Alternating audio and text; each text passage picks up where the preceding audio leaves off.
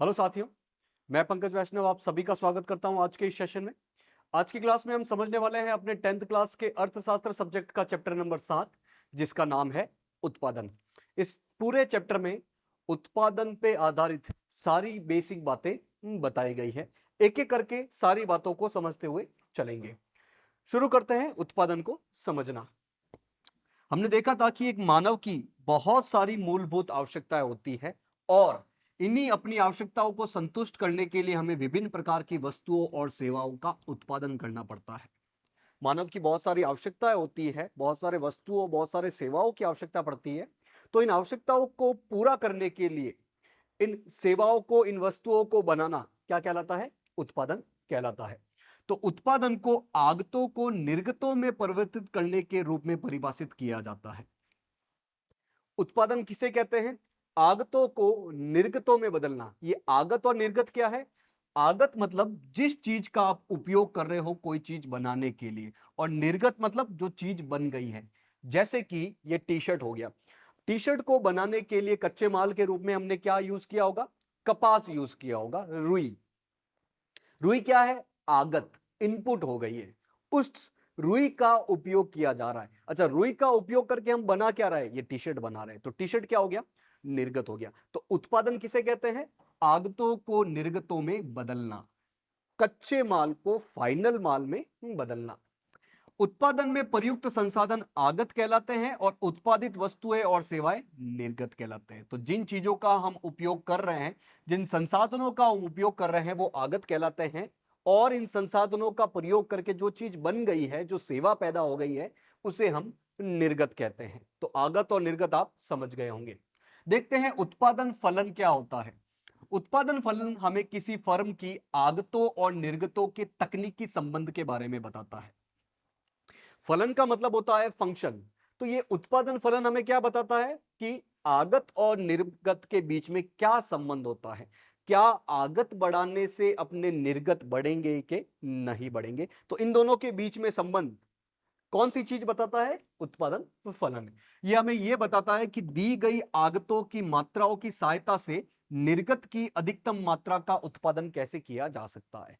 अपने पास कुछ आगत है, उन आगतों का प्रयोग करके हम ज्यादा से ज्यादा निर्गत यानी कि आउटपुट कैसे बना सकते हैं, वही चीज बताता है ये उत्पादन फलन।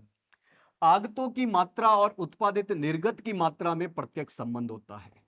आगत की मात्रा और निर्गत की मात्रा में प्रत्यक्ष संबंध होता है। मतलब आगत बढ़ाओगे तो निर्गत भी बढ़ेगा ही बढ़ेगा। हां, इसमें कहीं कहीं अपवाद भी हो सकता है, लेकिन सामान्यतः आगतों की मात्रा और निर्गतों की मात्रा में प्रत्यक्ष संबंध होता है। ये सीधे तौर पर एक दूसरे को प्रभावित करते हैं। देखते हैं उत्पादन की अलग अलग तकनीक की उत्पादन करने के लिए हम किस किस प्रकार की तकनीक मुख्य रूप से देख सकते हैं। वस्तुओं और सेवाओं का उत्पादन एक से अधिक तरीके से किया जा सकता है। कोई भी वस्तु, कोई भी सेवा आपको उत्पादित करनी है तो बहुत सारे तरीकों से किया जा सकता है।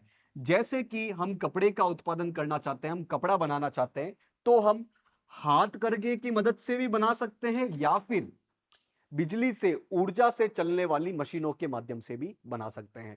हाथ करघा आपने देखा होगा, हाथ से चलाया जाता है। और आज वर्तमान में तो अधिकतर कपड़े का उत्पादन मशीनों से किया जाता है, यानी कि शक्ति, बिजली, ऊर्जा द्वारा चालित करघे की सहायता से। तो कपड़ा ही बना रहे हो, लेकिन इसको बनाने के लिए अलग अलग तकनीक का प्रयोग किया जाता है।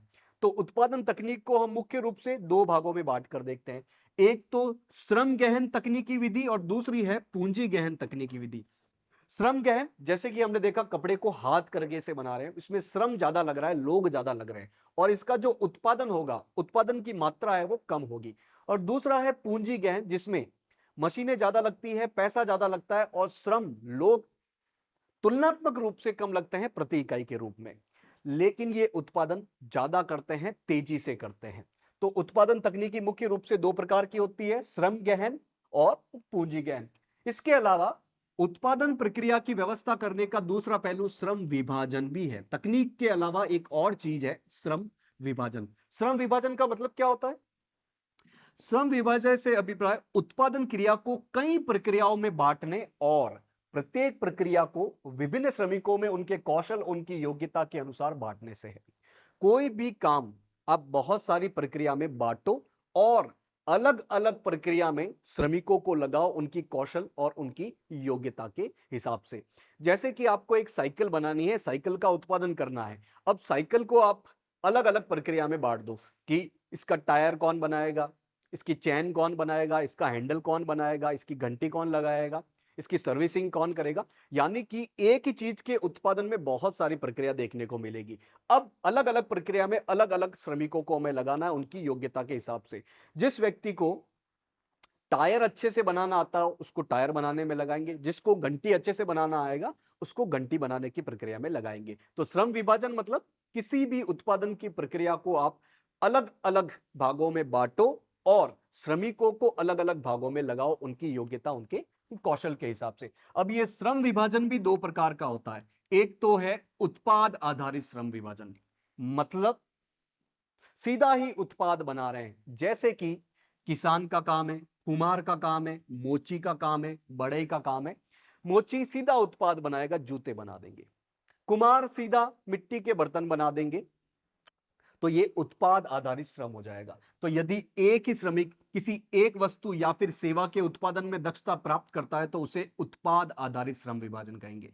मतलब एक व्यक्ति पूरी ही चीज बनाने में वो दक्ष हो जाता है, उसे बोला जाता है उत्पाद आधारित श्रम विभाजन। और दूसरा है प्रक्रिया आधारित श्रम विभाजन। इसमें जब किसी वस्तु का उत्पादन बहुत सी प्रक्रियाओं में बांट दिया जाता है और एक श्रमिक एक या दो प्रक्रियाओं में दक्षता प्राप्त करता है तो यह प्रक्रिया प्रक्रिया आधारित श्रम विभाजन कहलाती है। मतलब पूरा उत्पाद एक ही व्यक्ति नहीं बनाएगा बल्कि पूरे उत्पाद को अलग अलग प्रक्रिया में बांटा जाएगा और हर प्रक्रिया में अलग अलग श्रमिक काम करेंगे। मतलब कोई भी श्रमिक यह नहीं कह सकता है कि पूरा उत्पादन मैं ही कर रहा हूं, अलग अलग प्रक्रिया में अलग अलग श्रमिक लग रहे होंगे।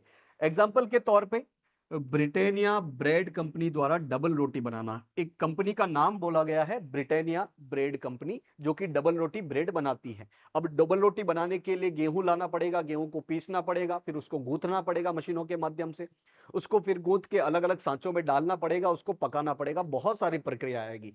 अब अलग अलग प्रक्रिया में अलग अलग श्रमिकों को लगाया जाएगा उनकी योग्यता उनके कौशल के हिसाब से, और इसको बोला जाएगा प्रक्रिया आधारित श्रम विभाजन। तो श्रम विभाजन एक तो है उत्पाद आधारित जो पूरा ही उत्पाद बना रहे हैं, और दूसरा है प्रक्रिया आधारित जिसमें अलग अलग प्रक्रिया में अलग अलग श्रमिक काम में लग रहे हैं। देखते हैं ये कुल उत्पाद, औसत उत्पाद और सीमांत उत्पाद क्या होता है। किसी भी वस्तु के उत्पादन से संबंधित मुख्य रूप से तीन अवधारणाएं हैं। पहला है कुल उत्पाद, दूसरा है औसत उत्पाद और तीसरा है सीमांत उत्पाद। एक एक करके हम देखते हैं। ये कुल उत्पाद को लिखा गया है टीपी, टीपी मतलब टोटल प्रोडक्शन, कुल उत्पाद। औसत उत्पाद को लिखा गया है एपी मतलब एवरेज प्रोडक्शन, औसत उत्पाद। और तीसरा है सीमांत उत्पाद, इसको लिखा गया है MP marginal production, marginal production मतलब सीमांत उत्पाद। एक एक करके तीनों को समझते हैं। पहला है कुल उत्पाद, किसी भी वस्तु का कुल उत्पादन जो एक आगत, आगत मतलब जो चीज इनपुट में लग रही है, जैसे कि श्रम है, रोजगार है, भूमि है, पूंजी है, एक निश्चित स्तर द्वारा प्राप्त होता है, जबकि अन्य आगतों की मात्रा अपरिवर्तित रहती है। कुल उत्पाद का बेसिक मीनिंग यह है कि कहीं पर भी किसी भी फर्म में किसी भी फैक्ट्री में कुल प्रोडक्शन कितना हो रहा है कि निश्चित उत्पाद की मात्रा की वजह से कुल उत्पादन कितना हो रहा है उसे ही बोला जाता है कुल उत्पाद। दूसरा है आपका औसत उत्पाद, एवरेज प्रोडक्शन, एक परिवर्तनशील आगत जैसे कि श्रम का प्रति इकाई उत्पाद औसत उत्पाद कहलाता है। मतलब श्रम की प्रति इकाई कितना उत्पाद पैदा कर रही है उसे बोला जाता है औसत उत्पाद। जैसे कि किसी फैक्ट्री में 10 लोग लग रहे हैं और उस फैक्ट्री में साइकिल बनाने का काम हो रहा है, ये 10 लोग मिलकर एक महीने में 100 साइकिल बनाते हैं उदाहरण के तौर पे, तो औसत उत्पाद क्या हो जाएगा, 100 में 10 का भाग दे दो तो आ जाएगा 10, यानी कि एक व्यक्ति औसत रूप से 10 साइकिल बना रहा है, तो इसे ही बोला जाता है औसत उत्पाद। औसत उत्पाद एवरेज प्रोडक्शन कैसे प्राप्त करेंगे, कुल उत्पाद जो अभी हमने देखा था कि उस फैक्ट्री में कितनी चीज बन रही है, टोटल प्रोडक्शन, इसको भाग देना है श्रम की इकाइयों से, मतलब कितने लोग हैं आपके पास, कितना लेबर है, तो वो आ जाएगा औसत उत्पाद। तीसरा है सीमांत उत्पाद। सीमांत उत्पाद किसे कहेंगे, सीमांत उत्पाद मतलब कि आपकी फैक्ट्री में मान लीजिए कि एक व्यक्ति काम कर रहा है, उसके पास एक सिलाई मशीन है, वो श्रमिक जो है वो एक सिलाई मशीन से 5 शर्ट बना दे रहा है महीने में, उदाहरण के तौर पे आपने एक और श्रमिक लगा दिया है। अब एक और श्रमिक लगाने की वजह से अब 5 शर्ट नहीं बल्कि 11 शर्ट बन रहे हैं, तो यानी कि 6 शर्ट एक्स्ट्रा बन रहे हैं। इस 6 शर्ट को क्या बोला जाएगा? सीमांत उत्पाद। तो श्रम की एक अतिरिक्त इकाई के लगाने से कुल उत्पाद में होने वाली वृद्धि या फिर कमी को क्या बोला जाएगा? सीमांत उत्पाद। आप श्रम की एक और इकाई लगा रहे हो, अलग से एक श्रमिक लगा रहे हो, उसकी वजह से आपके उत्पादन में कितनी बढ़ोतरी हुई या कितनी कमी हुई, उसे बोला जाएगा सीमांत उत्पाद। तो सीमांत उत्पाद, मार्जिनल प्रोडक्शन कैसे निकालेंगे?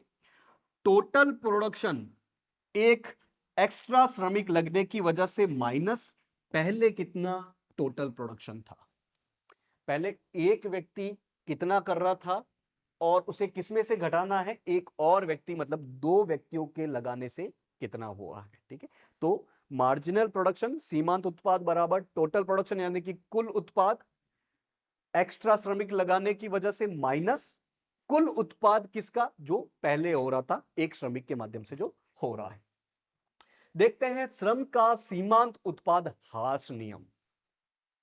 भाई हमने देखा कि सीमांत उत्पाद क्या होता है। अब ऐसा नहीं होगा कि एक श्रमिक लगाओगे तो पहले सीमांत उत्पाद बढ़ रहा है, कुल उत्पाद भी बढ़ रहा है, एक और श्रमिक लगाया तो और थोड़ा उत्पाद बढ़ा, लेकिन ये एक फिक्स लिमिट तक जाके रुक जाएगा यदि आप कुछ और इनपुट नहीं डाल रहे हो।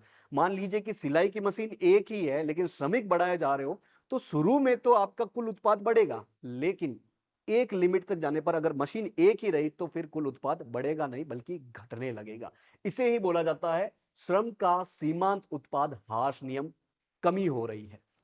परिवर्तनशील साधनों जैसे श्रम की इकाइयों में लगातार वृद्धि करने से इसका सीमांत उत्पाद एक निश्चित बिंदु पर पहुंचने तक आरंभ में तो बढ़ता है, लेकिन इसके बाद यह घटने लगता है और ऋणात्मक भी हो सकता है यदि हम अन्य सभी कारक अपरिवर्तित रखते हैं। तो मशीन एक ही रख रहे हो, श्रमिक बढ़ाए जा रहे हो, शुरू में तो आपका कुल उत्पाद बढ़ेगा, लेकिन एक निश्चित बिंदु के बाद ये उत्पाद आपका हो सकता है घटने लगे, ज्यादा प्रोडक्शन न हो। इसे ही बोला जाता है श्रम का सीमांत उत्पाद का ह्रास नियम।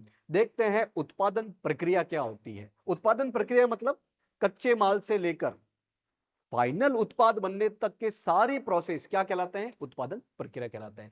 तो इसमें साधनों के स्वामियों से उत्पादन के साधनों को प्राप्त करना या उनकी व्यवस्था करना, साधनों का उचित संयोग तैयार करना, उत्पादन में प्रयोग के लिए कच्चे माल की सूची बनाना और उसे खरीदना, वस्तु का उत्पादन करना, उसका भंडारण करना, स्टोर करना और अंत में उस उत्पाद को मार्केट में बेच देना। ये सारे ही प्रोसेस, ये सारी ही प्रक्रिया मिलजुल के क्या कहलाती है? उत्पादन प्रक्रिया। बेसिकली कच्चे माल का उपयोग करना, मशीनों के माध्यम से उस कच्चे माल का कुछ प्रोसेस करना, लोगों को श्रमिकों के तौर पर रखना, भूमि का उपयोग करना, पूंजी का उपयोग करना, माल बन जाए तो उसका भंडारण करना, उसको मार्केट तक लेके जाना, मार्केट में बेचना, ये सब क्या कहलाता है? उत्पादन प्रक्रिया कहलाता है। देखते हैं फर्म और उद्योगों की क्या भूमिका है और क्या महत्व है अर्थव्यवस्था में। सबसे पहले फर्म को समझते हैं और उद्योगों को समझते हैं। फर्म मतलब एक व्यक्तिगत उत्पादन इकाई है जो वस्तुओं और सेवाओं का उत्पादन बाजार में बिक्री के लिए करती है। कोई भी एक कंपनी जो वस्तुओं और सेवाओं का उत्पादन कर रही है, क्यों? ताकि वो इसे मार्केट में बेच सके, लाभ कमा सके, उसे बोला जाता है फर्म। अभी एग्जांपल के माध्यम से समझते हैं फर्म क्या होती है। दूसरा है उद्योग। उद्योग ऐसी सभी फर्मों का एक समूह है जो एक जैसी वस्तुओं का उत्पादन करती है। एक जैसी उत्पादन करने वाली सभी फर्मों को हम सामूहिक रूप से क्या बोलते हैं? उद्योग। जैसे कि जूता बनाने वाली एक कंपनी है बाटा, तो बाटा एक कंपनी हो गई जो कि जूता बना रही है, तो वो एक फर्म हो गई है। ऐसे ही जूता बनाने वाली सारी कंपनियों को इकट्ठा कर दो कि कौन कौन सी कंपनी लिबर्टी बनाती है, हवाई बनाती है, या अलग अलग जो भी कंपनियां जूते बनाती है, उन सबको क्या बोला जाएगा? वो जूता बनाने वाले उद्योगों के अंतर्गत आ जाएगा। तो बाटा शू कंपनी, शू मतलब जूते, तो बाटा जूते बनाने वाली एक कंपनी है, वो एक फर्म है। लेकिन जूता उद्योग में जूता का उत्पादन करने वाली सभी फर्में शामिल हो जाएगी। तो फर्म में एक कंपनी है और उद्योग एक ही उत्पाद को बनाने वाली सभी फर्मों को हम एक साथ ले लेंगे तो हम कहेंगे वो उस वस्तु का उद्योग है। देखते हैं अब इन फर्म और उद्योग की क्या भूमिका है, क्या महत्व है किसी भी अर्थव्यवस्था में। ये उपभोग के लिए वस्तुओं और सेवाओं का उत्पादन करती है। ये फर्में, ये उद्योग क्या करते हैं, वस्तुओं और सेवाओं का उत्पादन करती है ताकि लोगों की आवश्यकताओं की पूर्ति हो सके। दूसरा, ये निवेश के लिए वस्तुओं का उत्पादन करती है। निवेश के लिए ये वस्तुओं का उत्पादन करती है, जैसे कि मुझे कोई वस्तु बनानी है, साइकिल बनानी है। अब साइकिल बनाने के लिए मुझे मशीन चाहिए। मशीन कौन बनाएगा? वो कोई एक फर्म, कोई उद्योग बना रहा होगा। तो ये फर्म और उद्योग निवेश के लिए भी चीजों को बनाती है। ये बहुत से लोगों को रोजगार देती है, बहुत सारे लोगों को काम मिलता है फर्मों और उद्योगों के माध्यम से। ये देश के विकास के लिए आधारिक संरचना में भी योगदान देती है। हमको बनाना है एक सड़क, सड़क एक आधारिक अवसंरचना है, एक बेसिक इंफ्रास्ट्रक्चर के अंतर्गत आएगा। अब सड़क बनाने के लिए हमें डामर चाहिएगा। डामर कौन बनाएगा? कोई फर्म, कोई उद्योग बना रहा होगा। उस डामर पर गाड़ी चला के, बुलडोजर चलाकर उसे समतल करने वाली मशीन चाहिएगी। मशीन कौन बना रहा होगा? कोई फर्म और उद्योग ही बना रहा होगा। यानी कि ये फर्में और ये उद्योग देश के विकास के लिए आधारिक अवसंरचना की जो जरूरत होती है उसमें भी बड़ा योगदान ये देती है। देखते हैं स्वामित्व के आधार पर उत्पादन इकाइयों का हम वर्गीकरण कैसे कर सकते हैं। ये जो फैक्ट्रियां हैं, ये जो फर्म है, ये जो उद्योग है, उनका वर्गीकरण हम कैसे कर सकते हैं, उनको कैसे अलग अलग भागों में बांट सकते हैं। पहला है देशीय उत्पादन इकाइयां और दूसरा है विदेशी उत्पादन इकाइयां। देशीय मतलब किसी देश में चल रही है और विदेशी मतलब किसी विदेशी व्यक्ति का उस पर अधिकार है। एक एक करके दोनों को समझते हैं। सबसे पहले है देशीय उत्पादन इकाइयां। जो उत्पादन इकाइयां या जो फैक्ट्री किसी देश में स्थापित है और वहीं के निवासियों के स्वामित्व में है, उसे देशीय उत्पादन इकाइयां कहते हैं। कोई फैक्ट्री है जो किसी देश में है और उसी देश के लोगों का स्वामित्व है उस फैक्ट्री पे, तो उस फैक्ट्री को हम क्या बोलेंगे? वो देशीय फैक्ट्री है, देशीय उत्पादन इकाई है। अब इस देशीय उत्पादन इकाइयों को भी हम दो प्रकार से बांट सकते हैं, एक तो निजी और एक सरकारी। निजी मतलब प्राइवेट लोगों के हाथ में है और सरकारी मतलब सरकार के ये कंट्रोल में। एक एक करके देखते हैं। पहला है निजी उत्पादन इकाइयां। वे इकाइयां जो निजी व्यक्तियों, समूहों या परिवारों के स्वामित्व में होती है। इनका कंट्रोल जो होता है वो प्राइवेट लोगों के हाथ में होता है। अब इनका भी, निजी उत्पादन इकाइयों का भी हम वर्गीकरण कर सकते हैं कि इनके स्वामियों की संख्या कितनी है। तो स्वामियों की संख्या के आधार पर भी, इनके मालिकों की संख्या के आधार पर भी हम निजी उत्पादन इकाइयों को अलग अलग भागों में बांट के देख सकते हैं। देखते हैं। इसमें है एकल स्वामित्व, दूसरा है साझेदारी, तीसरा है कंपनी या निगम, चौथा है सहकारी समिति और पांचवा है निजी गैर लाभकारी संगठन। एक एक करके थोड़ा सा डिटेल हम देख लेते हैं। पहला है एकल स्वामित्व वाली कंपनी, जिसमें एक व्यक्ति का अधिकार होता है। जिस कंपनी पर सिर्फ एक व्यक्ति का ही अधिकार होगा उसे कहेंगे हम एकल स्वामित्व वाली निजी कंपनी। दूसरा है साझेदारी वाली निजी कंपनी। दो या अधिक व्यक्तियों का इस पे मालिकाना हक होता है। दो या दो से ज्यादा व्यक्तियों का इस पे मालिकाना हक होता है। इसमें अधिकतम संख्या 20 हो सकती है, ज्यादा से ज्यादा 20 लोगों का इसमें स्वामित्व हो सकता है। और ये जो जितने भी लोग इस साझेदारी में लगे हुए होंगे, इस कंपनी को चला रहे होंगे, उनको इस कंपनी का, इस फर्म का साझेदार कहा जाएगा कि हाँ, ये लोग इस कंपनी के, इस फर्म के साझेदार है। तीसरा है कंपनी या निगम। इसमें बहुत सारे व्यक्तियों का स्वामित्व होता है और कंपनी में निवेश की गई पूंजी अंशों में बांट दी जाती है। सभी लोग मिलकर इसमें शेयर होल्डिंग करेंगे, सभी लोग मिलकर इस कंपनी में पैसा लगाएंगे। तो यानी कि कंपनी में जितना भी आप पैसा, पूंजी निवेश कर रहे हो, उसे अलग अलग अंशों में बांट दिया जाता है और इन अंश को खरीदने वाले लोगों को अंशधारी बोला जाता है। जैसे कि आपने नाम सुना होगा शेयर, कि किसी कंपनी के शेयर है, तो शेयर को हिंदी में बोला जाता है अंश।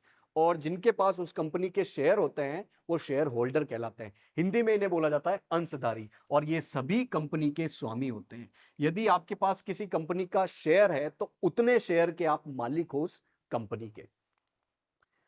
निजी कंपनी में अंशधारियों की न्यूनतम संख्या 2 और अधिकतम संख्या 50 हो सकती है। जो निजी कंपनियां हैं, कंपनी मतलब ज्यादा लोगों का इस पे मालिकाना हक होता है और जिनका हक होता है उनको अंशधारी बोलते हैं। ये मालिकाना हक वाले लोग होते हैं। तो जो निजी कंपनी होती है उसमें 2 से लेकर 50 अंशधारी हो सकते हैं और जो सार्वजनिक कंपनी है उसमें 7 से लेकर कितने भी लोग अंशधारी हो सकते हैं। तो निजी कंपनी में 2 से लेकर 50 और सार्वजनिक कंपनी में 7 से लेकर अनलिमिटेड लोग अंशधारी हो सकते हैं। ये अंशधारी कुछ व्यक्तियों को कंपनी की व्यवस्था के लिए चुनते हैं जो कि कंपनी के निदेशक कहलाते हैं। अब जिन जिन लोगों के पास इस कंपनी के अंश होंगे वो मिलकर कुछ लोगों को चुनेंगे जो इस कंपनी की व्यवस्था देखेंगे, और जिन लोगों को चुना गया है इस कंपनी की व्यवस्था देखने के लिए वो क्या कहलाएंगे? निदेशक या डायरेक्टर कहलाते हैं। इन कंपनियों की स्थापना कंपनी अधिनियम 1956 के अंतर्गत होती है। कंपनी एक्ट, अधिनियम मतलब कानून, तो कंपनी कानून या कंपनी अधिनियम 1956 के अंतर्गत इन कंपनियों की स्थापना होती है। नेक्स्ट है सहकारी समिति। पारस्परिक लाभ के लिए बहुत सारे व्यक्तियों द्वारा गठित एक ऐच्छिक संस्था होती है। बहुत सारे लोग मिलकर इस संस्था को बनाते हैं जिसे हम सहकारी समिति कहते हैं। इसके उद्देश्यों की प्राप्ति पारस्परिक और साझे प्रयासों के माध्यम से होती है। आपस में लोग मिलकर प्रयास करते हैं ताकि सहकारी समिति आगे बढ़ सके और सभी को लाभ हो सके। और नेक्स्ट है निजी गैर लाभकारी संगठन, जिसे हम आम भाषा में एनजीओ कह सकते हैं। तो कुछ निजी उत्पादन इकाइयां ऐसी होती है जो कि ट्रस्ट, समिति आदि संस्थाओं द्वारा चलाई जाती है, जैसे कि धर्मार्थ अस्पताल है, धर्मार्थ विद्यालय है, जो कि मुख्य रूप से सामाजिक कार्य करते हैं, उन्हें बोला जाता है निजी गैर लाभकारी संगठन। दूसरा है निजी के बाद सरकारी उत्पादन इकाइयां। सरकार बहुत सारी सेवाएं उपलब्ध कराती है, जैसे कि शिक्षा है, स्वास्थ्य है, सुरक्षा है, पुलिस, लॉ एंड ऑर्डर है, ये सब सरकार प्रोवाइड करवाती है लोगों को। इन सेवाओं को उपलब्ध करवाने वाले कुछ संगठन सरकारी विभाग और मंत्रालय द्वारा चलाए जाते हैं। बहुत सारे सरकारी संगठन ऐसे होते हैं जो सीधे किसी मंत्रालय या किसी विभाग के अंतर्गत आते हैं और ये विभागीय उद्यम कहलाते हैं, जैसे कि भारतीय रेलवे। भारतीय रेलवे सीधा सरकार चलाती है तो इन्हें बोला जाएगा विभागीय उद्यम। तो एग्जाम्पल आपको याद रखना है, भारतीय रेलवे क्या है? एक सरकारी उद्यम है। इस प्रकार के उद्यमों के संचालन पर सरकार का प्रत्यक्ष नियंत्रण होता है। सरकार सीधा इन पर नियंत्रण करती है, सरकार सीधा इन पर कंट्रोल करती है। सरकारी उत्पादन इकाइयों का एक और प्रकार भी है जिन्हें सरकार का समर्थन और वित्त की व्यवस्था भी प्राप्त होती है। कुछ और सरकारी कंपनियां होती है जिनका प्रत्यक्ष कंट्रोल सरकार नहीं करती है, लेकिन इनको हेल्प देती है, इनको वित्तीय सहायता देती है और ये स्वतंत्र रूप से कार्य करते हैं, सीधा सरकार के कंट्रोल में नहीं आते हैं, जैसे कि एलआईसी, जीवन बीमा निगम। तो जीवन बीमा निगम एक सरकारी कंपनी है लेकिन सीधा सरकार के कंट्रोल में नहीं है, ये स्वतंत्र रूप से काम करती है। ये थी देशीय उत्पादन इकाइयां। अब दूसरा है विदेशी उत्पादन इकाइयां। क्या होता है विदेशी उत्पादन इकाइयां? विदेशी उत्पादन इकाई देश में तो स्थित होती है, लेकिन इसका स्वामित्व, इनका मालिकाना हक विदेशियों या फिर देश के गैर निवासियों के हाथ में होता है। किसी देश में ये कंपनियां होती है लेकिन उस देश के लोगों का इस पे कंट्रोल नहीं होता है, मालिकाना हक नहीं होता, बल्कि विदेशी या फिर गैर निवासियों द्वारा इस पर कंट्रोल होता है, मालिकाना हक होता है। उनको बोला जाता है विदेशी उत्पादन इकाइयां। अब विदेशी उत्पादन इकाइयों को भी हम दो भागों में बांटकर देख सकते हैं, एक तो बहुराष्ट्रीय निगम और एक है विदेशी सहयोग वाली विदेशी उत्पादन इकाइयां। बहुराष्ट्रीय निगम, जिसे हम इंग्लिश में मल्टीनेशनल कंपनीज बोलते हैं, ये वे निगम है जिनका मुख्य कार्यालय एक देश में होता है लेकिन इनकी व्यावसायिक क्रियाएं कई देशों में फैली होती है, जैसे कि सैमसंग कंपनी। इनका जो मैन हेड ऑफिस होता है वो किसी एक देश में होता है, लेकिन इनकी जो फैक्ट्री चल रही होती है, इनके जो छोटे मोटे अन्य कार्यालय है वो अनेक देशों में फैले हुए होते हैं, इसीलिए इन्हें बोला जाता है बहुराष्ट्रीय निगम। बहुत सारे देशों में इनका प्रोडक्शन का काम चल रहा होता है, जैसे कि सैमसंग कंपनी। दूसरा है विदेशी सहयोग वाली विदेशी कंपनियां। ऐसी उत्पादन इकाइयां होती है ये जिनमें विदेशी और घरेलू उद्यमी संयुक्त रूप से भाग लेते हैं। इसमें विदेशी उद्यमी, विदेशी बिजनेसमैन भी होंगे और उस देश के बिजनेसमैन दोनों मिलकर काम कर रहे होंगे, जैसे कि मारुति सुजुकी लिमिटेड। तो ये थी देशीय उत्पादन इकाइयां और विदेशी उत्पादन इकाइयां। तो इस चैप्टर में हमने मुख्य रूप से उत्पादन के बारे में कुछ बेसिक बातें समझी। आपको करना क्या है, आज जो भी चीज समझी है उसको आज ही रिवाइज करना है ताकि लंबे समय तक आपके दिमाग में बनी रह सके। आशा है आज की क्लास आपको समझ में आई होगी। आज के इस सेशन से जुड़ने के लिए आप सभी का बहुत बहुत धन्यवाद।